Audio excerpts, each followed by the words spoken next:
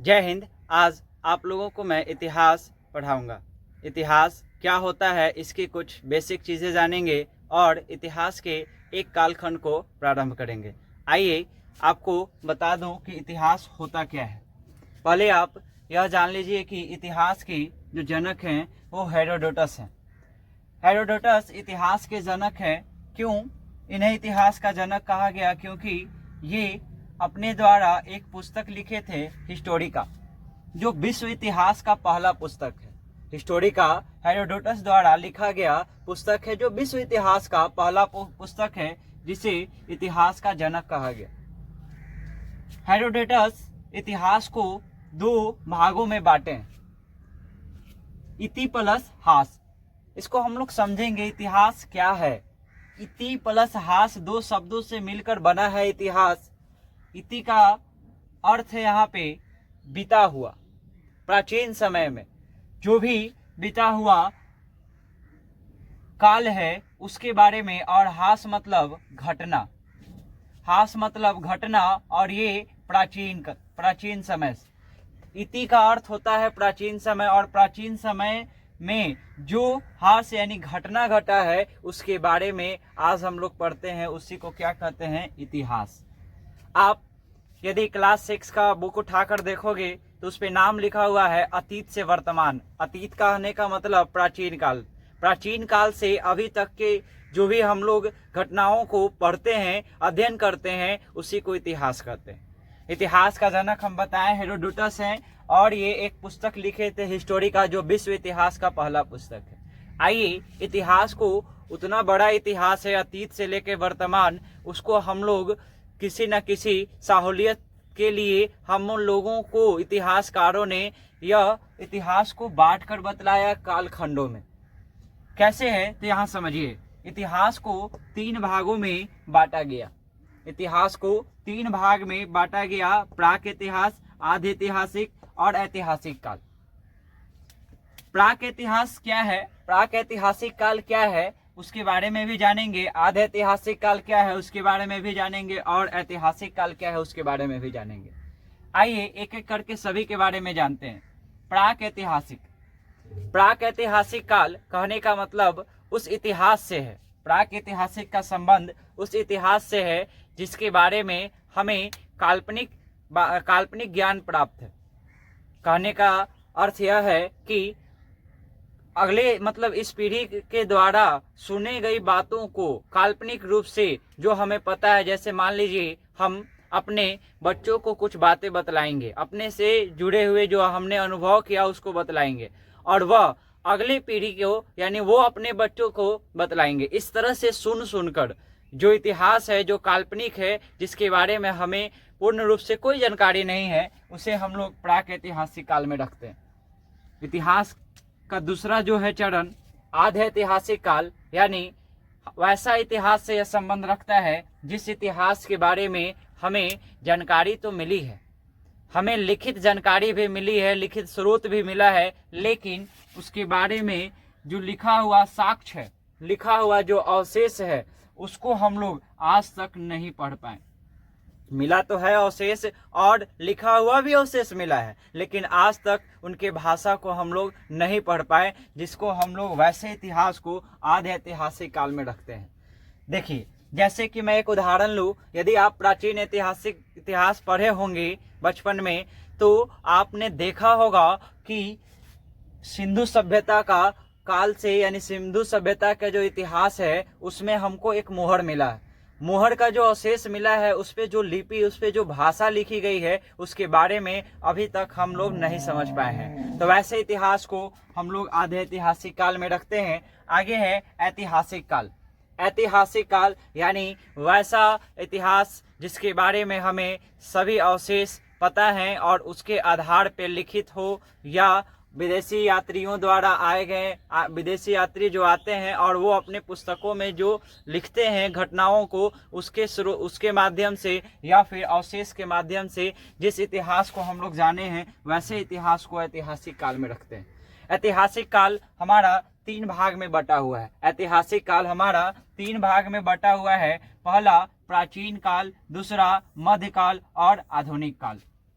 ये प्राचीन काल यानी वैसा इतिहास से देखिए, ये भारत का है, भारत का है। भारत का जो प्राचीन इतिहास काल है यानी प्राचीन समय में प्रारंभ से लेकर 8वीं सदी के पूर्वार्ध तक जो हम पढ़ते हैं इतिहास को, उसको रखा गया है प्राचीन काल इतिहास में। उसके बाद मध्य ऐतिहासिक काल है, उसको बीच वाला जो भारत के इतिहास के बीच वाले हम पढ़ेंगे उसको क्या करेंगे, मध्य ऐतिहासिक काल 8वीं शताब्दी के पूर्वार्ध तक यानी 0 से प्रारंभ से लेकर 8वीं सदी के पूर्वार्ध तक प्राचीन काल चला, और उसके बाद 8वीं सदी के पूर्वार्ध से लेकर 1757 तक का जो इतिहास हम लोग पढ़ेंगे उसको हम लोग मध्यकाल के अंतर्गत रखते हैं। और 1757 से लेकर हमारे देश की आज़ादी 1947 ईस्वी तक जिस इतिहास को पढ़ते हैं हम लोग उसको आधुनिक इतिहास में रखते हैं। आधुनिक इतिहास क्या है, तो आधुनिक इतिहास, मध्य इतिहास और प्राचीन इतिहास, ये आप देखें तीनों को समय के अनुसार बांट दिया गया है ताकि हमें जो इतिहास पढ़ने को मिले वो अच्छे से हम लोग पढ़ पाए। एक सिस्टमैटिक तरीका दिया गया है कि इसी सिस्टम से आप इतिहास को पढ़िएगा तो आपको अच्छे से पूरे इतिहास को समझ में आ सकता है। इसके लिए कई स्रोत हैं, कई अलग अलग प्रकार के साक्ष्य मिले हैं जिसके आधार पर हम लोग इतिहास के आज अध्ययन कर पा रहे हैं। ये इतिहास की कुछ बेसिक सी चीज़ें हैं और मैं अगले क्लास में या फिर और कभी आप लोगों को इतिहास के ये सभी स्रोतों के बारे में प्राचीन काल, मध्यकाल विस्तार से मैं पढ़ा दूंगा। लेकिन आज हम लोग स्टार्ट करने वाले हैं आधुनिक काल। आधुनिक काल को हम लोग स्टार्ट करेंगे, उसके बाद कभी अगले वीडियो में प्राचीन काल और मध्यकाल के बारे में आप लोगों को बतलाऊंगा। आधुनिक भारत का इतिहास, आइए प्रारंभ करते हैं। भारत के आधुनिक काल का इतिहास, अभी आपने देखा कि इतिहास को समय के अनुसार 3 कालखंडों में बांट दिया गया है। उसी में से एक कालखंड है आधुनिक भारत का इतिहास। ये आधुनिक भारत का इतिहास कहाँ से प्रारंभ होता है, पहले इसको आप लोग समझिए। देखिए, आधुनिक भारत का इतिहास जो है यानी आधुनिक काल का जो भारत का इतिहास है, यूरोपीय व्यापारियों के आगमन से प्रारंभ हो जाता है। यूरोपीय व्यापारियों के आगमन से भारत में जो यूरोपीय व्यापारियों का आगमन होता है वहीं से लगभग उसी समय से आधुनिक भारत का इतिहास प्रारंभ होता है। आइए हम लोग उसको समझते हैं। कैसे यूरोप महादेश के व्यापारी भारत से संपर्क करते हैं और किस प्रकार से व्यापार से यहाँ पे व्यापारिक संबंध होता है, उसके बाद यहाँ आधुनिक भारत का इतिहास कैसे प्रारंभ होता है उसको हम लोग समझेंगे। चलिए देखिए,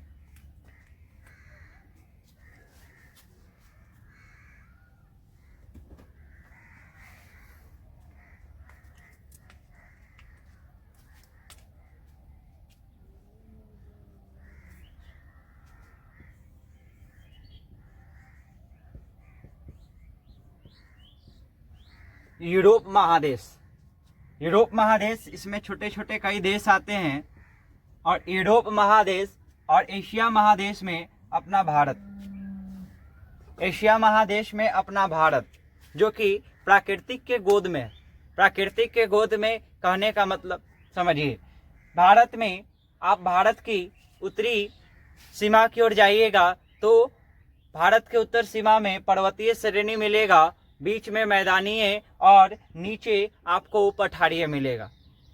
यहाँ पे हर एक तरह के मौसम भारत के लोग उठा लेते हैं और इसीलिए हमारे भारत को सारे जहां से अच्छा कहा जाता है। प्राकृतिक इस हमारे भारत पे मेहरबान है, जिस कारण से यहाँ उस समय भी और आज भी बहुत सारे संसाधन हैं। संसाधनों की वजह से ही हमारा भारत उस समय सोने के चिड़िया कहा जाता था। और यहाँ पे जैसे जैसे लोगों को पता लगा कि भारत में बहुत संसाधन है, भारत संपन्न है, उसके साथ व्यापार करने से हमें लाभ होगा, तो वह लोग भारत की ओर रुख किए।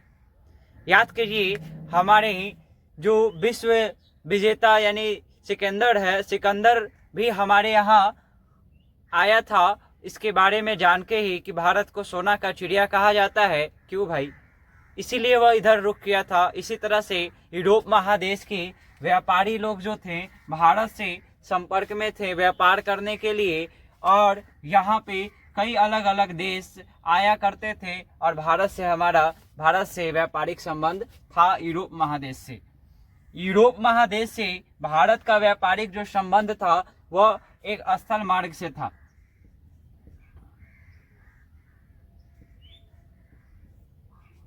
स्थल मार्ग से, स्थल मार्ग यानी तुर्क, ये रास्ता से यूरोप के व्यापारी भारत आते थे और यहाँ के लोग यहाँ जाते थे।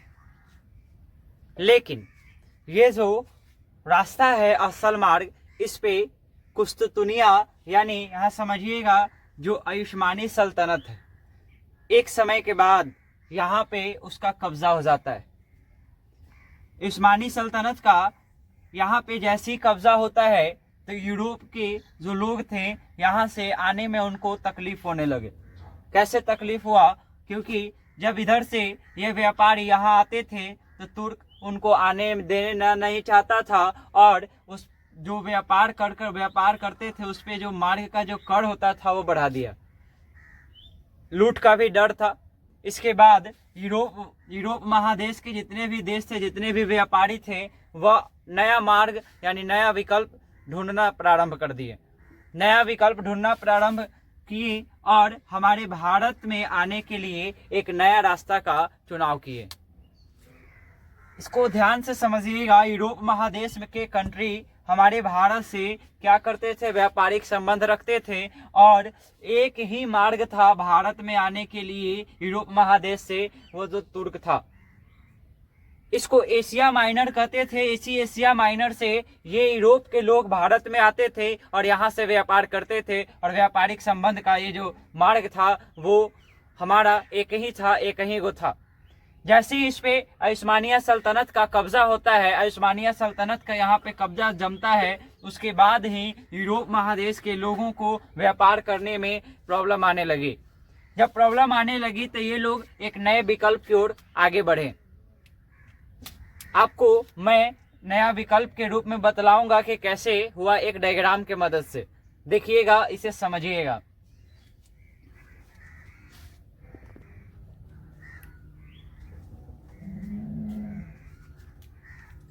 ये यूरोप यहाँ भारत, इसके बीच की जो रास्ता थी, जो यूरोप के लोग भारत पहुंचे और भारत के लोग यूरोप जाए, तभी तो व्यापार कैसे संभव हो पाता है। उसके लिए हमें यातायात की साधन अच्छी होनी चाहिए। यहाँ पे आप देख रहे हैं कि एक ही को मार्ग था जो हमने अभी पीछे भी जिक्र किया, जिसका नाम है एशिया माइनर। इसी एशिया माइनर पे 1453 ईस्वी में 1453 ईस्वी में उस्मानिया सल्तनत का कब्जा हुआ।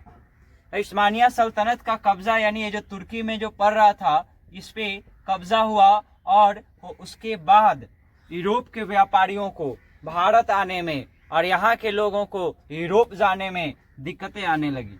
दिक्कतें क्या आने लगी? ये इधर से आने जाने का कर जो था बढ़ा दिया और एक व्यापारी को सुगम मार्ग चाहिए। सुगम मार्ग कहने का मतलब कि वहाँ पे हमें कोई लूट का कोई डर नहीं रहे। लेकिन यहाँ पे लूट का डर रहता था, बना रहता था व्यापारियों को। एक तो कर दिया जाता था और कर देने पर हमें वैसा सुविधा नहीं दिया जाता था। तो यूरोप के लोग एक नए मार्ग की तलाश में थे। उस नए मार्ग की तलाश में यहाँ देखिए, इसी यूरोप में इसमें दो देश थे, यानी आपका भौगोलिक जो खोज था वो प्रारंभ हुआ। यूरोप महादेश के जो व्यापारी थे यहाँ से अपने नए विकल्प के ढूंढते हुए, इसमें दो देश बहुत उनका महत्वपूर्ण योगदान रहा है। यूरोप में दो कंट्री थी, एक पुर्तगाल और एक स्पेन। इन दोनों देशों में यात्रियों को बहुत प्रोत्साहन दिया जाता था राजाओं द्वारा। आपको यह बात जानकर आश्चर्य होगा कि यहाँ पे स्पेन में यहाँ पे जो यहाँ की जो रानी थी वह स्कूल बनवाई थी और स्कूल बनवा कर यहाँ पे लोगों को नए चीज़ों, नए स्थानों की खोज करने के लिए प्रेरित करते थे और उसको ट्रेनिंग देते थे यात्रा करने के लिए। तो इसी का परिणाम था कि इन दोनों देशों में जो प्रोत्साहन मिलता था नए जगहों की खोज के लिए, यात्रा करने के लिए, इसका परिणाम हुआ कि इन्हीं दो देशों में से व्यक्तियां आए और वो क्या किए, भारत की अन्य विकल्प यानी समुद्री मार्ग का खोज किया।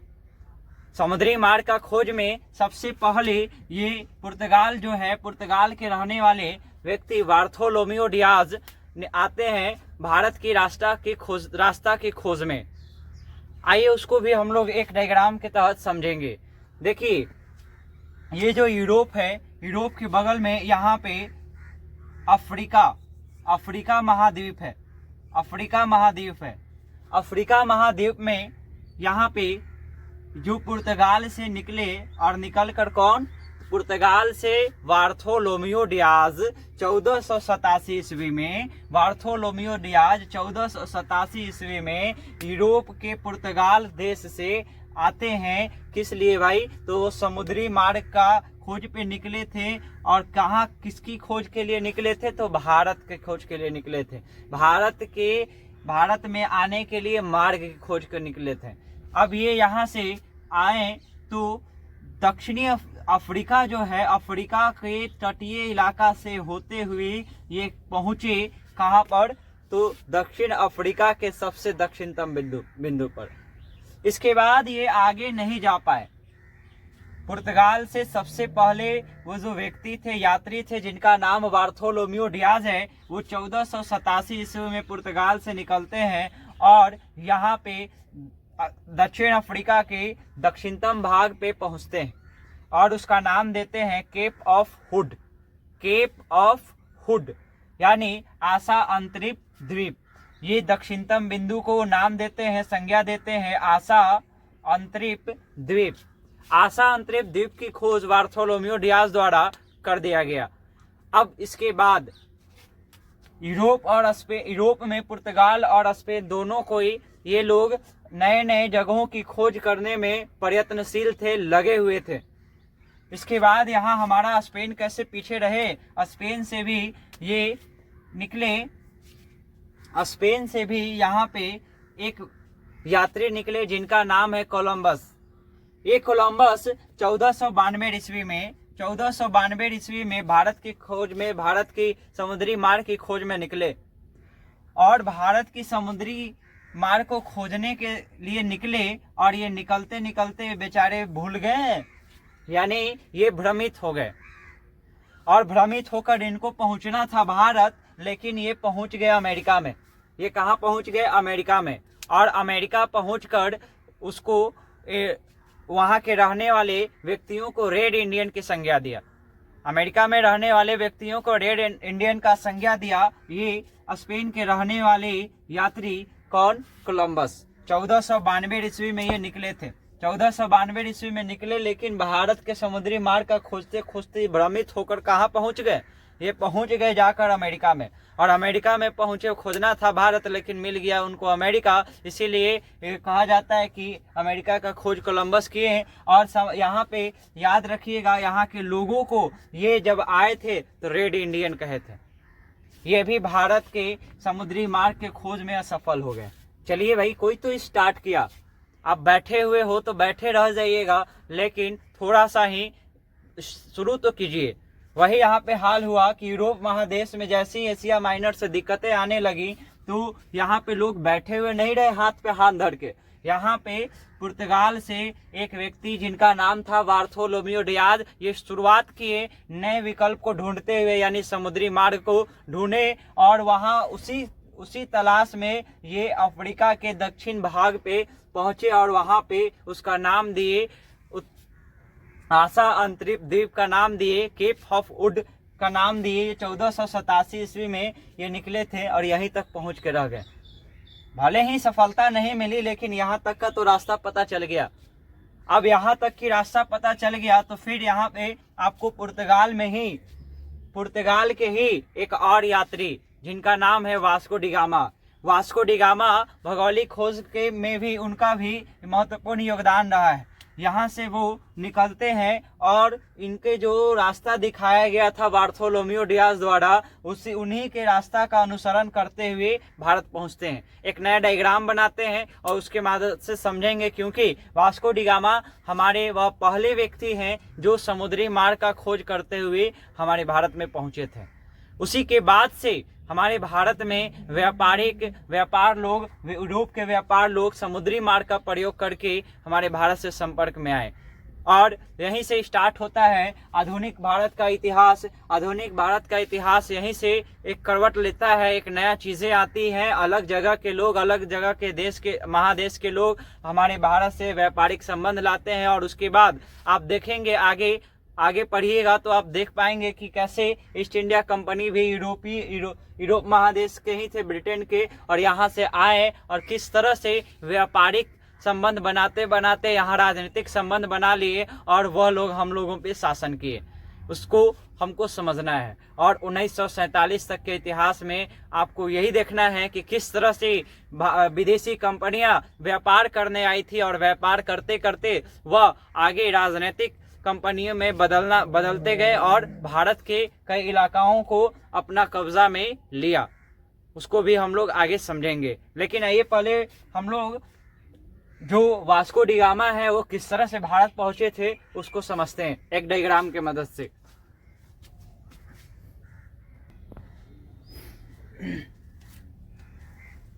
आइए तो देखते हैं मैप का थोड़ा सा ये डायग्राम है, टेढ़ा है पर मेरा है। इसी में हम लोग समझेंगे कि कैसे पुर्तगाल से वास्को डी गामा भारत की रास्ता को, समुद्री मार्ग को खोज करते हैं, किस तरह से आते हैं। समझिएगा, हम आपको पुर्तगाल ले चलते हैं। पुर्तगाल, आइए पुर्तगाल घूमिए थोड़ा सा। इसी पुर्तगाल से आपने देखा कि 1487 ईस्वी में बार्थोलोमियो डियाज भारत के समुद्री मार्ग के खोज के लिए निकले थे। फिर आगे 1492 ईस्वी में इसी यूरोप महादेश में एक स्पेन देश पड़ता है, वहाँ से निकले थे कोलंबस साहब। लेकिन वह भ्रमित हो गए और भ्रमित होकर अमेरिका पहुँच गए, अमेरिका की खोज कर दिए। तो इन दोनों को भारत का रास्ता नहीं मिला। इसके बाद अब 1498 ईस्वी में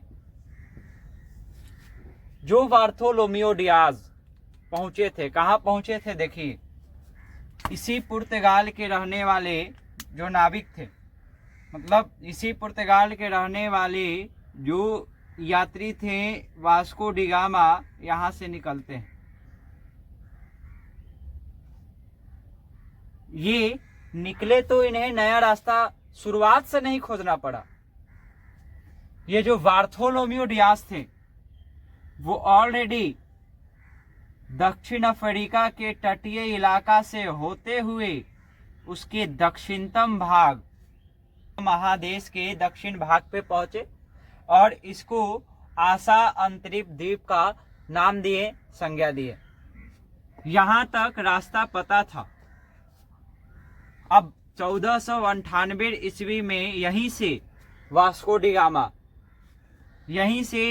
डी गामा निकलते हैं। इसी रास्ता से होते हुए वास्को डी गामा पहले जो बार्थोलोमियो डियाज है, बार्थोलोमियो डियाज का दिखाए गए रास्ता, उन्हीं के रास्ता का उनका अनुसरण करते हुए ये यहाँ पे आशा अंतरिक्ष द्वीप के पास पहुंचे।